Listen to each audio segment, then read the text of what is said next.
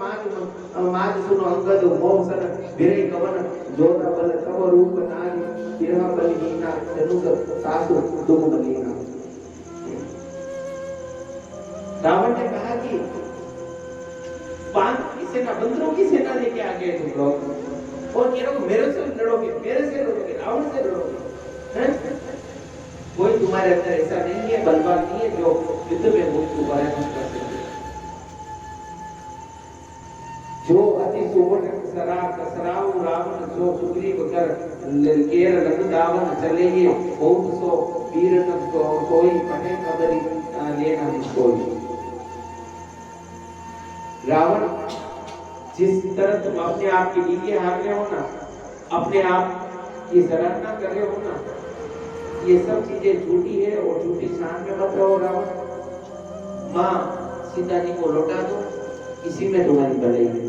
अगर सीता जी को तुम नहीं लौटाओगे तो फिर युद्ध के लिए तैयार हो जाओ। इस तरह रावण और अंगद में काफी लंबी बहस हुई और अंत में रावण भगवान के लिए बहुत भला बुरा कहने लगा, बहुत गलत कहने लगा। तब अंगद ने कहा कि बस रावण बस, मैं अपने स्वामी की, प्रभु की किसी भी तरह से अपमान भरी बातें, प्रभु के लिए अपमानित करने की बातें या प्रभु की बुराई अब नहीं सुनूंगा, नहीं सुन सकता हूँ। जीवन में एक बात याद रखो भाइयों, अपने धर्म की बुराई कभी मत करो।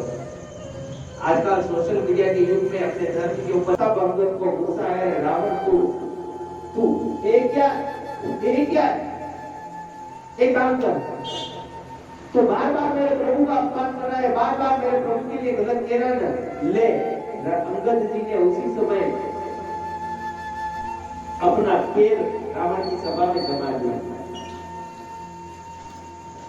समुनि राम प्रताप कपि गोपा सभा माज बन पत्थर होपा। एक प्रण करके अपने उस रावण की सभा में पांव रोक दिया, ये मेरा पांव जमा दिया है रावण, तेरे किसी योद्धा में हिम्मत हो तो इस पांव को हटा दे, उठा दे, जमीन पे मारे तो उठा दे। अरे उठाना तो दूर की बात है, तिल भरा भी हिला देवे में दबो। अगर तेरा कोई योद्धा इस पांव को हटाने में सक्षम हो गया ना, मैं लौट जाऊंगा, समझ लेना कि प्रभु श्री राम ये युद्ध हार गए और हम चले जाएंगे। रावण ने कहा योद्धा को, अरे योद्धा ये क्या कह रहा बेटू, इसका पांव उठाओ और पछाड़ दो इसको। क्या कर, पटक दो, खड़े हो गए, वो आके पांव हिला के इंद्रजीत जिसने मेघनाथ देवराज इंद्र युद्ध में परास्त कर दिया था, बांध के लिया है। जैसे बेटा राम देख रहा है, रावण आया बेटा पांव को जैसे पकड़ने लगा, अंदर से पांव पीछे हटा दिया। रावण क्या डर गया मेरे पांव को पकड़ा, बिल्कुल भगवान राम के पांव पकड़, उसके पांव पकड़, वो माफी करेगा, मैं माफी देने वाला नहीं चला। और रावण का सर्वनाश हो गया कि तीनों लोगों को विजय करने वाला युद्ध में वो ये स्थिति हो गई कि रावण को झुका दिया, सिर झुकाकर रावण अपने सिंहासन में जाकर बैठ गया। अंगद ने प्रभु श्री राम के घोष का उच्चारण किया, जोर से गदा जमीन पे मारी, लंका के महल कांपने लगे, रावण के 4 मुकुट टूट के रामादल में प्रभु श्री राम जहाँ सेना पड़ी हुई थी वहां पे सेना विश्राम कर रही थी, वहां पे जाकर उतारो मुकुट जाके गिरे। वानर भालुओं ने आते देखा कि क्या है, भगवान ने कहा घबराओ मत, अंगद ने संदेश भेजा है कि रावण का उपदेश दे दिया है और रावण नहीं मानता। रावण की सभा से अंगद का वापिस प्रभु श्री राम के दर में लौटना हुआ। अंगद ने आके कहा कि भगवान सिर्फ युद्ध चाहता है, वो रावण किसी भी हालत में सुधरने वाला नहीं, मानने वाला नहीं। प्रभु श्री राम और अंगद का काफी लंबा संवाद हुआ। उधर वापिस शाम का टाइम, रावण थका बंदा इंजन में घर पे जाके बंदूक की रावण मान जाओ, तुम कोई राम क्या है मैं अरे हाँ जानिया हो जो तुम्हारा कोई योजना उनके दूत जो उनका दूत है उनका सेवक है दूत के रूप में किसको भेजते हैं बड़े अधिकारी को मंत्री वगैरह नहीं आता जो साधारण उनका सेवक है उसको भेजा उसके पांव को तुम्हारी सेना नहीं हटा सकी तुम्हारा मेघनाथ कोई नहीं हटा सकता यार उसके आने के बाद उससे युद्ध करोगे तो कौन सा भला होने वाला है खर दूषण त्रिशिला बाली इतने बलशाली बाली तो होता ना जिसको तुमको आंख में दबा देता उसको एक बार में मार दिया और तुम कह रहे मैं ये करूंगा क्या कर लोगे यार फालतू की बात मत करो सीता जी को दे दो रावण ने कहा कि ऐसा नहीं नारी का डरपोक स्वभाव की होती है मंगली कार्य में भी उसको डर लगता है कि हो जाएगा ये हो जाएगा मैं जीत जाऊंगा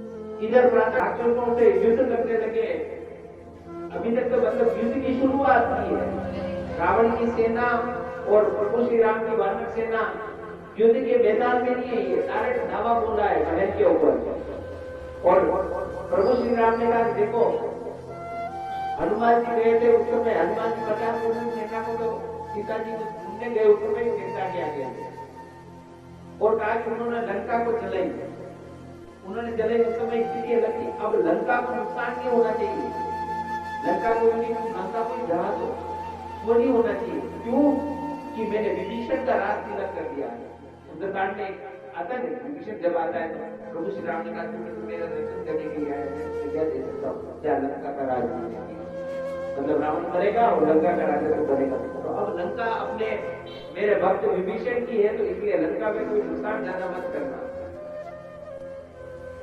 तो इस तरह से प्रथम दिवस राम की सेना और रावण सेना ने दावा बोल दिया और युद्ध प्रारंभ हो गया दूसरे दिन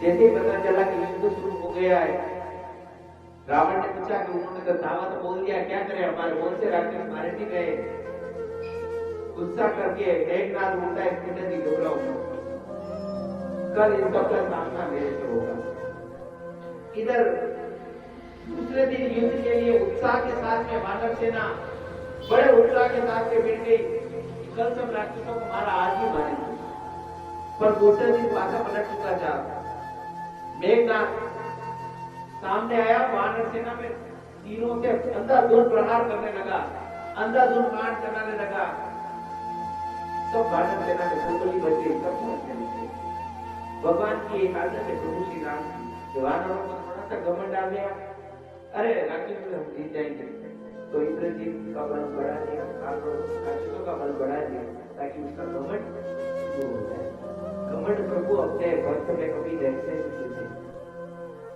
कभी भी घमंड हनुमान जी को भी कभी घमंड आ गया था उसका भी दूर कर दिया आपको क्या हनुमान जी भगवान की भक्त से आ जाता है जब चूड़ामणि लेके सीता जी की रामायण में रामचरितमानस में ये प्रसंग नहीं आता है आनंद रामायण में प्रसंग आता है जब चूड़ामणि लेके वापिस पधार रहे थे हनुमान जी पधारते समय एक ऋषि के आश्रम में वहां लंका में समुद्र के किनारे ऋषि का आश्रम था वहां पे रुके और महाराज को कहा कि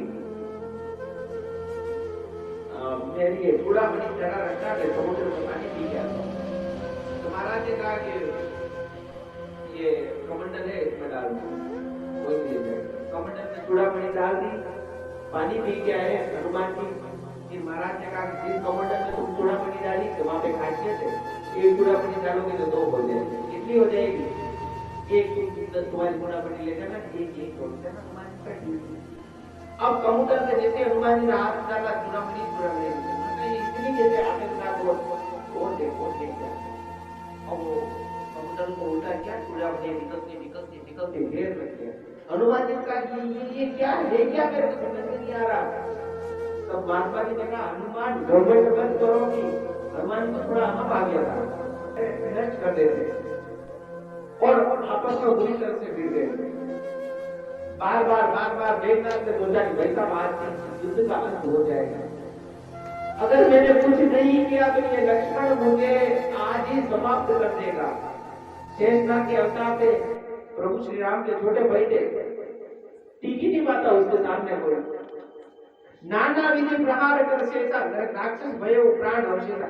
अब तो मेघनाथ की ये कंडीशन रहेगी, शरीर में प्राण देंगे, पूरा शरीर जर्जर कर दिया लक्ष्मण ने, ऐसी हालत कर दी। रावण स्तुत निज अनुमाना संकट भयो हरि हरि मम प्राणा। रावण के पुत्र मेघनाथ को लग गया कि अब 2-5 मिनट और युद्ध में सामने रहा ना तो लक्ष्मण मेरे को निपटा देगा। तब बालिकनाथ छाड़े सकी छाड़े से सांगी तेज मुझे लक्ष्मण और लागी। तब ब्रह्मास्त्र की वीर गादिनी शक्ति मेघनाथ ने लक्ष्मण के ऊपर चला दिया। वो शक्ति ऐसी, उस शक्ति का कोई तोड़ नहीं। ब्रह्मास्त्र जब लक्ष्मण की छाती में लगा, लक्ष्मण निकाल होकर गिर गए। जैसे लक्ष्मण गिरे, मेघनाथ खुश हो गया, चलो अपने प्राण बचे। मेघनाथ आया, लक्ष्मण को उठा के लंका में ले जा, तो पापा के सामने रख दूंगा, पापा एक को तो निपटा दिया, पापा जी खुश हो जाएंगे, पिताजी खुश हो जाएंगे। लक्ष्मण ने जैसे उसको उठाया, लक्ष्मण जी को उठाने का प्रयास किया, मेघनाथ ने लिंग शेषा अवतार है ना, पूरी पृथ्वी का भार शेषनाग ने धारण करेगा, उस शेष के अवतार है। मेघनाथ की अवतार है जो उसको उठा ले। मेघनाथ ने बहुत प्रयास किए, उठी इतने हनुमान किया कि अरे क्या हुआ, लक्ष्मण जी को शक्तिपान कहा जाए। मेघनाथ से 2 मुख्य रखे मेघनाथ के, मेघनाथ का टूट गया। हनुमान जी ने जय श्री राम हे प्रभु आप जानो करके लक्ष्मण जी को उठाया, लेकिन जब तक ना मेघनाथ किया गजब गया मारो हाली रही नहीं उठे के। ये है प्रभु श्री राम के नाम में शक्ति, ये है प्रभु राम के नाम की ताकत। एक बात याद रखना, जिंदगी में जो प्रभु श्री राम का स्मरण करता है, भगवान के भक्ति करता, उसकी जिंदगी में हंसी का मात्र ही बनता। लोग पागल कहते हैं आखिर यही है पूजा पाठ की जरूरत, और उसको अंतिम समय तक लोग कहेंगे पूरी उम्र पूजा पाठ में निकाल दी ना, कुछ हुआ तो नहीं, लेकिन उसके जाने के बाद उसका अगले जन्म में सब कुछ बढ़िया होगा। उसके जाने के बाद उसका परिवार देखो, परिवार कितना सुखी है, उसके बच्चे बहुत बढ़िया उन्नति करते हैं, उसके पोते बहुत बढ़िया उन्नति करते हैं। भगवान का नाम आयुर्वेद औषधि की तरह है जो आगे से आगे फल देता है। आयुर्वेद के उधर रामाधन के लिए आए, प्रभु श्री राम ने कहा कि क्या किया जाए। विभीषण ने सलाह दी, लंका में वेदराज जी रहते हैं, सुषेण वेदी नाम है, उसको बुलाओ, वो ठीक कर देंगे। जामवंत जी ने सलाह दी, जामवंत कहो वेद सुसेना लंका राही मटेरु लेना, उसको भेजो। हनुमान जी ने सुषेण वेदी को लेने के लिए गए। फिर हनुमान जी ने सोचा कि रावण की लंका में रह रहा है, क्या पता डर जाएगा, रावण मुझे मार देगा, नहीं आएगा तो देखा सुषेण सोया हुआ है, उसको जगाया नहीं, पूरा का पूरा उसका घर ही उठाया और ले आया। ये औषधि उस पर्वत पे है और लानी पड़ेगी, द्रोणाचल पर्वत पे जाना होगा। और सीधा सुषेण ने कहा कि हनुमान जी को वेदों में नहीं खिला सकते, इतनी गति है। हनुमान जी औषधि को लेने के लिए रवाना हुआ। उस समय रावण ने बीच में कपट किया। रावण को पता चला कि औषधि लेके अगर आ जाएंगे, लक्ष्मण जी वापिस जीवित हो जाएंगे तो अपने को छोड़ेंगे नहीं। कुछ भी करके प्रातः सूर्योदय तक औषधि नहीं आनी चाहिए, क्योंकि उन्होंने सुषेण वैद्य ने कहा कि सूर्योदय से पहले अगर औषधि लक्ष्मण जी के शरीर में चली गई तो लक्ष्मण जी बच जाएंगे। सूर्योदय के बाद सूर्योदय हो गया फिर लक्ष्मण जी को दुनिया की कोई ताकत नहीं बचा सकती। कालनेमी को हनुमान जी ने का रास्ता रोकने के लिए रावण ने भेज दिया। कालनेमी रवाना हुआ, राक्षस कपट वेशा माया मोहा नाई पवन नाई माता नागवा को कह राम होता। एक आश्रम बना दिया, रास्ते में सरोवर बना दिया माया से, और हनुमान जी का जो रास्ता था उस रास्ते में बाढ़ जोड़ने लगा। हनुमान जी जैसे आए थोड़ा सा वहां उच्चारण फैला दिया। हनुमान जी का मन घूमा, करे यार थोड़ी सी थकान हो गई, 2 मिनट पानी पी लेते हैं। अपन की लंबी यात्रा में जाते थे, थक जाते थे, चाय पानी के लिए रुकते हैं। तो हनुमान जी थोड़ी देर के लिए जैसे ही रुके कपट मुनि ने कहा, हनुमान जी क्या बात है, कहाँ जा रहे हो? अरे थोड़ा काम था, मैं वहां जा रहा हूँ। अरे वो सब ठीक है, अपने जीवन का भी कुछ सोचो। कभी गुरु मंत्र लिया कि नहीं? मेरे गुरु राम है, मैं उनका मतलब प्रभु श्री राम तो जगत गुरु है, पर किसी को गुरु बनाओ। चलो एक काम करो, स्नान करके आओ, मैं तुमको गुरु मंत्र देता हूँ। हनुमान जी जाके तो स्नान कर लेते हैं। और क्या, हनुमान जी उसकी माया में उसको ये लग रहा जैसे जैसे हनुमान जी को टाइम पास करवाना। सर पेड़ पे कभी मत कहा बकरी गुलाम मार इसको लगे दिव्य चली गगन कटिया। उसपे एक मकड़ी मगरमच्छ मादा मगरमच्छ रहती थी सरोवर में। जैसे सरोवर में गया है, कहीं कहीं आता है कि हनुमान जी का पैर पकड़ लिया, हनुमान जी ने उसको मारा। कहीं कहीं आता कि हनुमान जी का पैर उसके ऊपर लग गया, जिससे उसकी मृत्यु हो गई। वो मकड़ी जीवी देव में आई और कहा कि हनुमान जी मैं प्रभु श्री राम की भक्त हूँ, किसी कारण मुझे मकड़ी का रूप मिला। तो सुनो जल्दी होती, ठीक है, वो बूढ़ी रहती है, उसके जो पत्ते जो है ना दीपक की तरह चमकते, ऐसा लगता है दीपक जल रहा है। तो रावण ने ऐसी माया करा दी, पूरे पर्वत पे दीपक दीपक जला दिया। अब हनुमान जी देखिए दवाई होती है, पहचान में आ गई। पर सब पर जितनी औषधियां थी सबके ऊपर जितने पौधे थे, आप नीम जितने सबके ऊपर दीपक जले होंगे, सबको औषधि की दवाई के लिए हनुमान जी को तो पूरा मेडिकल इंश्योरेंस उठा लिया। चलो दवाई समझ में नहीं, मेडिकल इंश्योरेंस ये तो दवाई उठा ली, तो पूरा बाहर उठा लिया और चल पड़े। तेजी से उड़ान करते हुए आ रहे थे। पर्वत औषधियों के उस दीपक से जगमग हो रहा था। भरत जी नंदी ग्राम में विश्राम कर रहे थे, रात्रि में प्रभु श्री राम का स्मरण कर रहे थे और ध्यान रख रहे थे लंका में कोई चोर नहीं आ जाए। जैसे पर्वत को दिखाया हनुमान जी का चेहरा नजर नहीं आया, पर्वत नजर आया, ये क्या चमकता हुआ आ रहा। फिर ध्यान से देखा हनुमान जी नजर आया, कोई राक्षस से कोई पर्वत लेके जा रहा, मेरी अयोध्या में डाल देगा, अयोध्या का नष्ट कर देगा। पांच छोड़ा, हनुमान जी के घुटने में लगा, हनुमान जी जय श्री राम करके वहीं चले। और हनुमान जी भरत को सोचा कि भगवान को राम का भक्त है यार, मैंने क्या कर दिया। हनुमान जी को जाके पानी के छींटे दिए, पंखा जलाया, उनके ऊपर दुपट्टे से हवा करने लगे और प्रभु श्री राम से कहा कि हे प्रभु, ये वानर कौन है मुझे नहीं पता, हे राम का भक्त है, क्योंकि अभी राम नाम का उच्चारण किया। अगर मैंने मन करके काय करके वचन करके प्रभु के चरणों में, मेरे भाई राम के चरणों में थोड़ी सी भी भक्ति रखी हो, तो इसके जितने भी कष्ट जो पांव में लगी है, तीर का निशान, चोट लगी है, ये सब कष्ट से मुक्त हो जाए और ये स्वस्थ हो जाए। जैसी पानी फेंका हनुमान जी जाके आप लोग। और जैसी जगह भरत जी को देखा, प्रभु श्री राम जैसा शाम दिखता, हनुमान जी चक्र लगे क्या राम कैसे आ गया? अभी तो आधे रास्ते में तो बोलते नहीं भगवान राम लक्ष्मण का आता,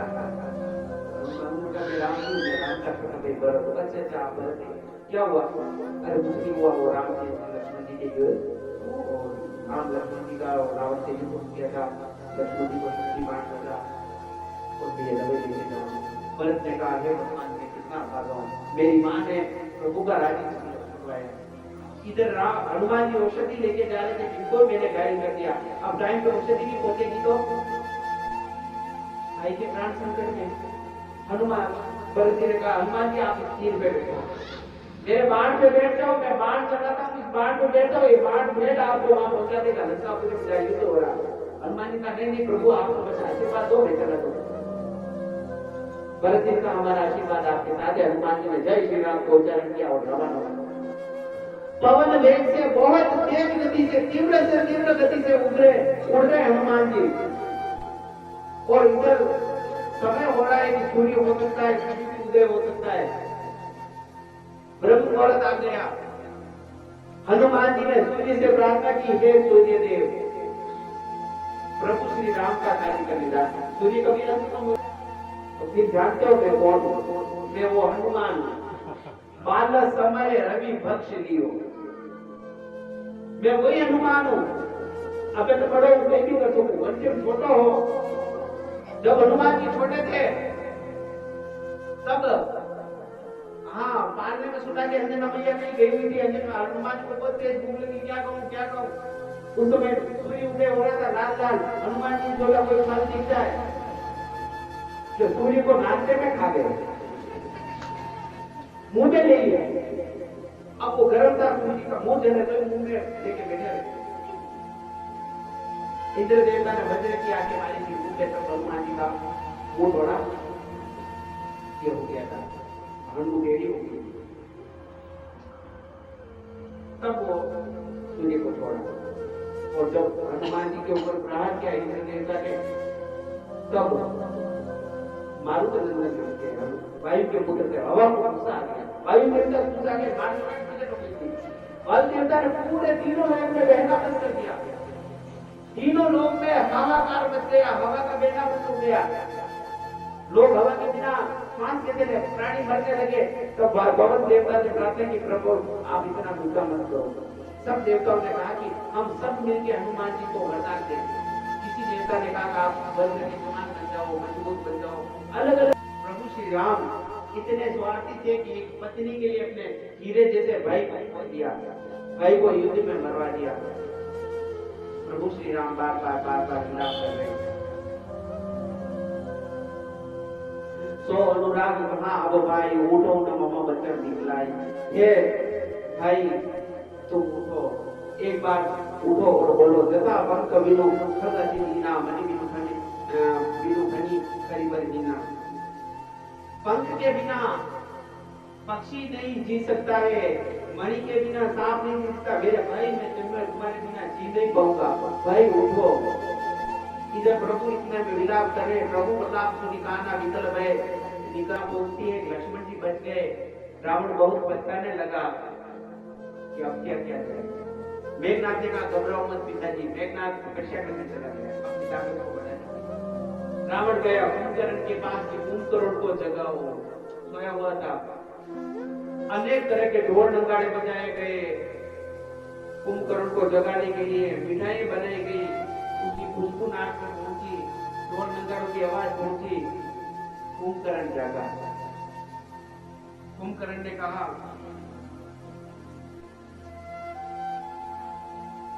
मुझे क्यों जगाया? सच्ची नींद से। देखिए रावण महाराज ने तुरंत बुलाया है। कुंभकर्ण गया, रावण से पूछा क्या हो गया? अरे यार लड़का हो गया, युद्ध हो गया। राम से युद्ध हो गया? अयोध्या पति राम वही ना? देखिए हाँ वही। तेरा उससे युद्ध क्यों हो गया? वो तो सीधे साधे राजा के लड़के होते, लड़ते ही नहीं। अरे यार वो लड़का हो गया था, मैं सीता जी कारण करके आया। सीता जी को लेके आया। कुंभकर्ण ने रावण को डांटा, सुन दस कंदर वचन कुंभकर्ण खाना, जगदम्बा हरि आनी सट अब शांत कल्याणा। जगदम्बा को, जगत जननी को, जगत माता को तुमने हरण कर दिया है और अब अपना कल्याण चाहता है। क्या मूर्ख है भाई? खैर तुमने युद्ध किया है तो मैं तो जाऊंगा, तेरे लिए लड़ूंगा, पर तुमने गलती किया, ये पूरे परिवार का विनाश। शरीर में चलने लगे तो अपन मच्छर को कैसे डालते हैं पकड़ के, पतंग चढ़ जाता है, अपन कैसे बेचे हुए था, वानरों को पटक पटक के मारने लगा। राम जी के सामने गया कुंभकर्ण, प्रभु श्री राम को प्रणाम किया। प्रभु श्री राम से युद्ध शुरू हुआ। रावण और कुंभकर्ण का जबरदस्त युद्ध हुआ और अंत में प्रभु श्री राम ने कुंभकर्ण के दोनों हाथ काट दिए, पैर काट दिए, सिर को धड़ से अलग कर दिया। एक बाण छोड़ा जिसके सिर को लेकर रावण के वहां पे बाण के जरिए सिर पहुंचा दिया। सो परे ऊपर सिर परे दशा आगे विकल भई जिमी बड़ी मन भाई का सिर देके